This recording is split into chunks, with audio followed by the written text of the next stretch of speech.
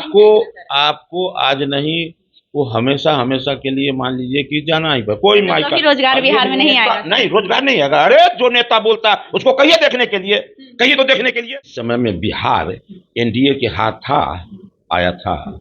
उस समय में हम करोड़पति थे, आज खाकपति हो गए क्या? नहीं, उस समय में हम खाकपति थे, आज करोड़पति बने हैं। बिहार 23वें नंबर पे है, जो कि सबसे कम प्रति वर्ष आय हमारे बिहार का है, मात्र 64,000। महंगाई बढ़ी है, उस हिसाब से लोगों की सैलरी जरूर बढ़ी, लेकिन आज भी हमारा बिहार पीछे क्यों है? हमसे अधिक अन्य राज्यों का है जो हमसे छोटा है, यहाँ तक कि उड़ीसा भी हमको पीछे। तो छठ पूजा एक ऐसा पर्व है बिहार के लिए, इतना बड़ा पर्व है कि जितने भी बिहार के लोग जो बाहर पलायन किए हुए हैं, मजदूरी कर रहे हैं, वो छठ में घर आना चाहते हैं। और वैसी परिस्थिति में ट्रेन में बाथरूम के डब्बे में बैठकर घर आते हैं, ये परिस्थिति बन।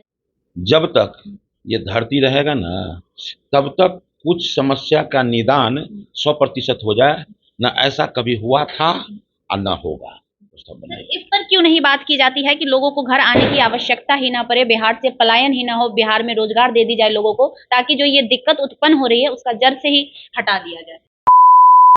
देखिए, बिहार में पर्व चल रहा है उपचुनाव का, और दूसरी ओर बात कर ले तो बिहार का महापर्व छठ भी है। दोनों की तैयारी बड़े जोरों शोरों से चल रही है। 13 तारीख को उपचुनाव होना है और 4 सीटों पर घमासान मचा हुआ है। बीजेपी दावा कर रही है कि हम चारों सीट जीतेंगे, या फिर गठबंधन कर लिया, एनडीए गठबंधन दावा कर रही है कि चारों सीट हम जीत रहे हैं। वहीं दूसरी ओर अगर इंडिया गठबंधन की बात कर ले तो वो भी पुरजोर दावा कर रही है कि चारों सीट पर हम जीतेंगे। लेकिन वहीं एक तीसरी नई पार्टी है जो कि प्रशांत किशोर की पार्टी है, वो अलग ही दावा कर रहे हैं कि चारों सीट पर जीतेगा तो जनसुराज ही। तमाम मुद्दे पर बातचीत करने के लिए हमारे साथ हरी सहनी जी हैं, अति पिछड़ा कल्याण वर्ग के मंत्री हैं। सर, पहले तो बहुत बहुत स्वागत करेंगे।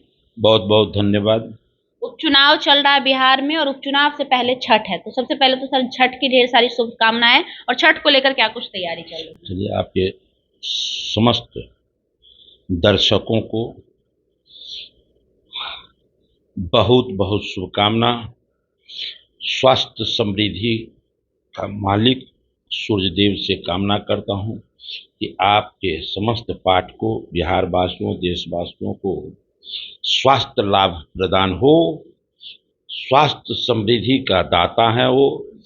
समस्त आपके पाठकों को, बिहार को, देश को स्वस्थ बनावे, ताकि ये देश, ये राज्य स्वस्थ बनकर दिन प्रतिदिन आगे बढ़ता रहे। ईश्वर से बारंबार कामना। छठ पूजा एक ऐसा पर्व है बिहार के लिए, इतना बड़ा पर्व है कि जितने भी बिहार के लोग जो बाहर पलायन किए हुए हैं, मजदूरी कर रहे हैं, वो छठ में घर आना चाहते हैं। और वैसी परिस्थिति में ट्रेन में बाथरूम के डब्बे में बैठकर घर आते हैं, ये परिस्थिति बन जाती है। आप सर मंत्री हैं, क्यों नहीं बिहारियों के लिए कम से कम इस महापर्व में एक 8-10 स्पेशल ट्रेन चला दी जाती है, ताकि लोगों की इतनी असुविधा ना हो?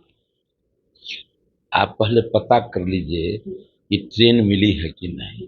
ट्रेन मिली है, लेकिन कम पड़ जाती है सर, उसके बावजूद भी लोगों, क्योंकि जनरल बोगी बहुत कम होता है। बड़े हम बुलेट ट्रेन की बात नहीं करेंगे, हम सुपरफास्ट की बात नहीं करेंगे, जिससे मजदूर वर्ग के लोग आते हैं, हम उसकी बात कर रहे हैं।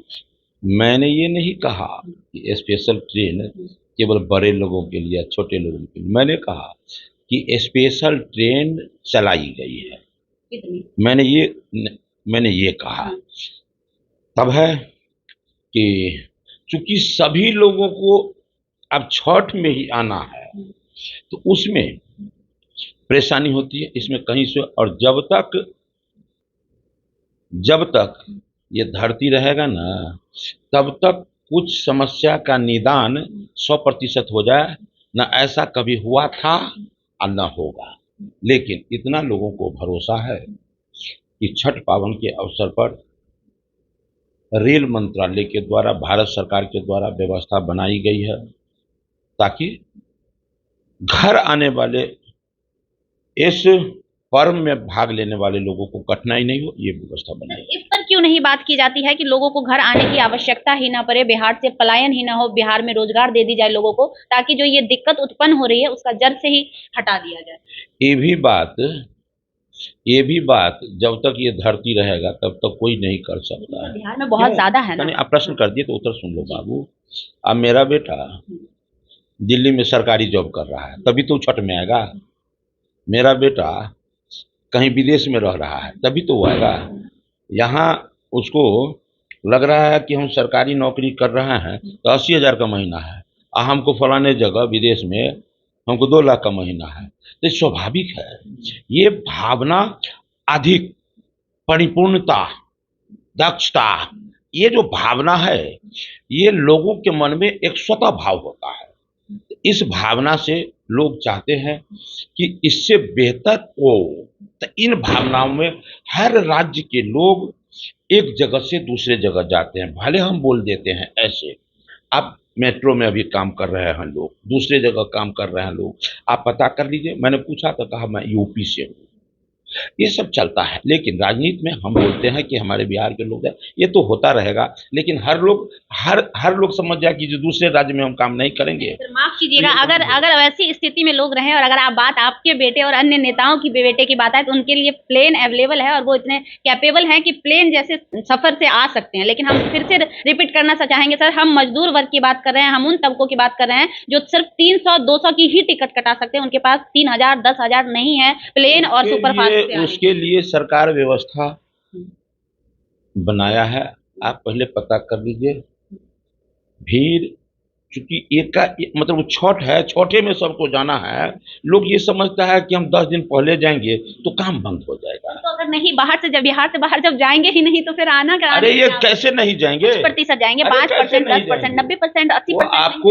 आपको आज नहीं, वो हमेशा हमेशा के लिए मान लीजिए कि जाना ही कोई माई का रोजगार बिहार में नहीं आएगा। नहीं, रोजगार नहीं आएगा। अरे जो नेता बोलता है उसको कहिए देखने के लिए, कहिए तो देखने के लिए। जितने दिन तक कांग्रेस का शासन था, जितना हमारे इस राज्य में फैक्ट्री था, बंद किसके कार्यकाल में हुआ था? किसके कार्यकाल में हुआ था? लगता है सर बिहार से पलायन रुक पाएगा, बेरोजगारी खत्म हो पाएगी, क्योंकि ये लंबे अरसे से चलती आ रही है। हम आप ही को ब्लेम नहीं कर रहे हैं, आपसे पहले भी जो थे वो भी जिम्मेदार है और कहीं ना कहीं आप भी। बिल्कुल, पहले जो व्यवस्था बनी, कभी आपने कल्पना किया कि आज बिहार में जिस स्तर का सड़क बन रहा है, ये केवल सड़क मार्ग नहीं, रेल मार्ग नहीं, हवाई मार्ग भी उतने ही बेहतर। क्यों ऐसा हो रहा है? इसलिए कि हमारे मुख्यमंत्री जी को, हमारे दुनिया के सबसे लोकप्रिय नेता, गरीबों के मसीहा, भारत के यशस्वी प्रधानमंत्री नरेंद्र भाई मोदी जी को लगता है कि यदि यातायात व्यवस्था हम बेहतर बनाएंगे तो रोजगार को बढ़ावा मिलेगा। ईमानदारी पूर्वक केवल नेतागण को छोड़ के, अब बिहार के कोई है माई के लाल जो कहेगा कि यातायात व्यवस्था बेहतर नहीं हुआ? इसका कारण क्या है? इसका कारण एक है कि व्यापार को बढ़ावा मिले। ये काम ये तो ठीक है सर, तो ठीक, देखिए व्यापार को बढ़ावा देने के लिए ही अभी जो देखिए कुछ दिन पहले, 2-3 महीना पहले, जो मुख्यमंत्री जो उद्योग 10 लाख रुपया दे करके, 10 लाख रुपया में ईमानदारी पूर्वक हम व्यापार यदि करते हैं तो निश्चित रूप से केवल मेरा परिवार नहीं चलेगा, हम कुछ लोगों को रोजगार भी दे पाते हैं। तो ये हमारे मुख्यमंत्री जी, हमारे प्रधानमंत्री जी वो भी कर रहे हैं ताकि, लेकिन जैसे हम कोई बिल्डिंग साल भर में बना सकते हैं, लेकिन उतने ऊंचा पेड़ को जो है हम उतने दिन में उतना लंबा पेड़ नहीं बना सकते हैं, बड़ा नहीं कर सकते हैं। उसी प्रकार कुछ विषय है जो धीरे धीरे धीरे धीरे अब पटरी पर आ रहा है। कितना पटरी पर आ रहा है कि एक जमाना था और इस जमाना में कितना अंतर है कि हर घर में आप जब गांव में चल जाएंगी तो कम से कम 10,000 रुपये का मोबाइल आज सामान्य से सामान्य परिवार में भी आपको मिलेगा। निश्चित रूप से कहीं ना कहीं ये सुविधा मिला है लोगों को, पैसे उपार्जन करने का अवसर मिला, इसी का देन है, इसी का देन है। नहीं तो जितनी गरीबी थी पहले, उस गरीबी में, आज के गरीबी में, केवल लीडर को छोड़ के मैं कह रहा हूं, लीडर तो कुछ भी बोल सकते हैं, वो स्वतंत्र है, वो पानी को आग, आग को पानी कह सकते हैं, लेकिन आम लोगों से जब जाकर आप पूछेंगे तो आपको पता चलेगा कि कल जिस आदमी का 200 रुपया था महीना रोज कमाता था, आज वो 500-600 रुपया का रोज कमा रहा है। कंपैरिजन की अगर हम बात कर ले सर, तो आज भी हमारा जो बिहार है, आरटीआई रिपोर्ट के हिसाब से हमारा बिहार 23वें नंबर पे है, जो कि सबसे कम प्रति वर्ष आय हमारे बिहार का है मात्र 64,000। महंगाई बढ़ी है, उस हिसाब से लोगों की सैलरी जरूर बढ़ी, लेकिन आज भी हमारा बिहार पीछे क्यों है? हमसे अधिक अन्य राज्यों का है जो हमसे छोटा है, यहाँ तक कि उड़ीसा भी हमको पीछे छोड़ दिया है। पहले हमको एक बात बताइए, जिस समय में बिहार एनडीए के हाथ आया था, उस समय में हम करोड़पति थे, आज खाकपति हो गए क्या? नहीं, उस समय में हम खाकपति थे, आज करोड़पति बने हैं। कोई कह दे, लेकिन मैं मानता हूं फिर भी रहेगा, वो रहेगा, लेकिन द्रुत गति से आज हर व्यवस्था आगे बढ़ रहा है। एकाएक बिजली के तरह ऐसे बटन दबाए और जैसे रूम चकाचक हो जाता है, उसी तरह चकाचक न कोई कर सकता। हाँ, बोल सकता है कौन? जो नेता काम नहीं करते हैं, वो नेता बोलेंगे हम आएंगे, बटन दबाएंगे, पूरे बिहार में जगमगाहट लाएंगे। ये केवल नेता बोल सकता है। आम लोग कहेंगे कि नहीं, बिल्डिंग बनाने के गति से नहीं, पेड़ जिस तरह बढ़ता है उसी तरह से व्यवस्था बनेगा। लगातार एनडीए को बिहार का 20 साल दिया गया, जिसमें 20 साल में 3 साल घटा देंगे, 3 साल इंडिया के साथ गठबंधन रही, 17 साल एनडीए को मिला है सर बिहार को विकास करने का। ऐसा नहीं है कि सर 1 साल हुआ है, 2 साल हुआ है या 5 साल में सवाल किया जाए। जो समय बिहार की जनता दिया है, उस समय में जब अब गांव में जाता हूं तो 11 बजे रात में भी देखता हूं, जब इतना दूर, बाप रे बाप, ये 5 किलोमीटर चले, एक के वो साइकिल वाला बीच में मिला। अब वो साइकिल वाले निर्भीक जा रहे हैं, भाई 5 किलोमीटर में हम लोग को कोई नहीं मिला। एक साइकिल, उस समय में तो पहले बिना भूत प्रेत बिना डाकिए के होशे उड़ के मर जाता। आज जो है निर्भीकता आया है। आज जिस सड़क पर वो चल रहा है, उस सड़क पर न कमर में लचक है और न साइकिल का हैंडल पकड़ने में दिक्कत होता है। ये विकास कैसे नहीं हुआ? विकास हुआ है। आज क्या विकास हुआ है? कल तक बेटी घर से नहीं निकलती थी, आज बेटी लाइन लगा के स्कूल जाती है, पढ़ लिख कर डॉक्टर, मास्टर, कलेक्टर भी बनती है। जहाज नहीं, वो फाइटर जहाज उड़ाती है बेटी। हर क्षेत्र में विकास हुआ है। नेता जो कहें। चुनाव चल रहा है सर बिहार में 4 सीटों पर, क्या लगता है कि 4 सीटों पर एनडीए गठबंधन सफलता हासिल कर पाई? पिछली बार 1 सीटों पर जब चुनाव हुआ था तो निर्दलीय कैंडिडेट बाजी मार गए थे। क्या लगता है ये 4 सीट आप बचा पाएंगे? कौन बचाने में सहयोग करेंगे? जनता। जनता टाका देख करके वोट देती है या काम देख करके? काम देख करके। ऐसा कौन देता है सर? आप ही लोग ना देते हैं। नहीं, हम नहीं कह रहे हैं। जनता वोट जो देती है टाका देख के नहीं, वो काम देख करके।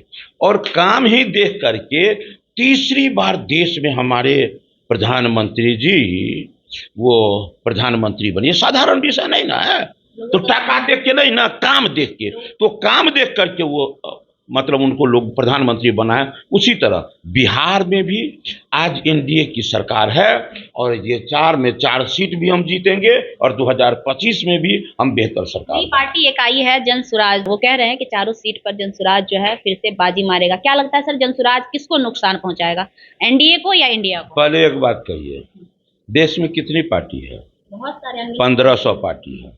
उस 1500 पार्टी में नहीं, देश में नहीं, दुनिया की हम सबसे बड़ी पार्टी है।